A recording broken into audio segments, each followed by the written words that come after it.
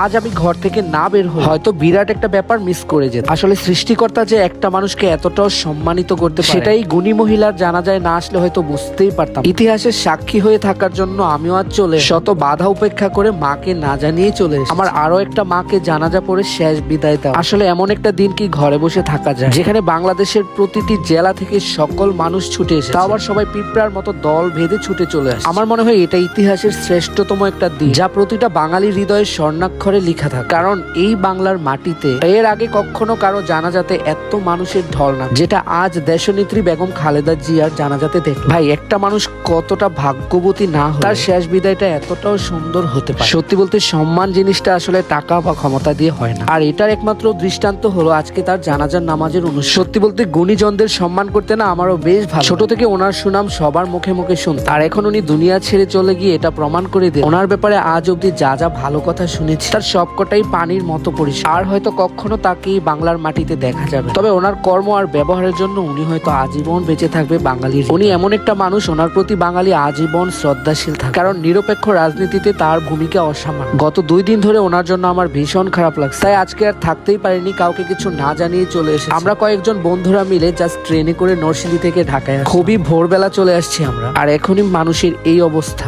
অনবরত একের পর এক একজনের আশা থামছেই না। আর আজকে ঢাকাতে তেমন ট্রেন ছাড়া অন্য কোনো যানবাহনও দেখা যাচ্ছে, বেশিরভাগ সবাই সারিবদ্ধভাবে পায়ে হেঁটে উপস্থিত হয়। আর আমরা নরসিংদী থেকে যে ট্রেনে করে আসছিলাম সেই ট্রেনে কোনো রকম দাঁড়িয়ে আমি এখানে আসতে পারি, কারণ ট্রেনে এত পরিমাণ যাত্রী ছিল একজনের পায়ের উপর পা রেখে আরেকজনকে আসতে হচ্ছে। আমি আইডিয়া করতে পারছিলাম যে অনেক অনেক লোকজন আসবে, তবে এত পরিমাণ লোক আসবে সেটা আমি স্বপ্নেও ভাবতে পারিনি।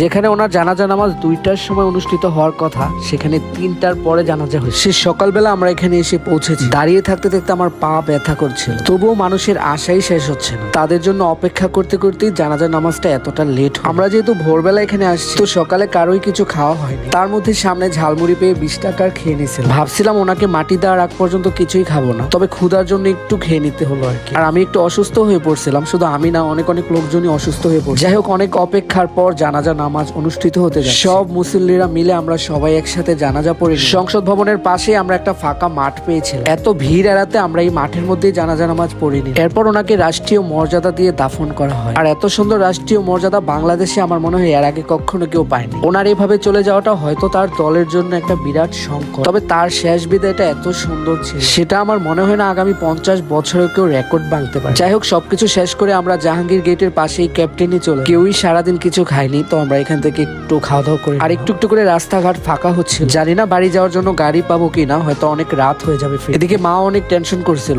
বারবার কল দিচ্ছিল আর আমি বারবারই কেটে দিচ্ছিলাম। তো আমরা সবাই মিলে খাওয়া দাওয়া শেষ করলাম। একটা কথা না বললেই নয়, আজ আমি নিজেকে খুবই ভাগ্যবান মনে করি এমন একজন নেত্রীর জানাজার নামাজে উপস্থিত হতে পেরে। আমরা সবাই ওনার জন্য দোয়া করি, আল্লাহ যেন তাকে জান্নাত নসিব করেন।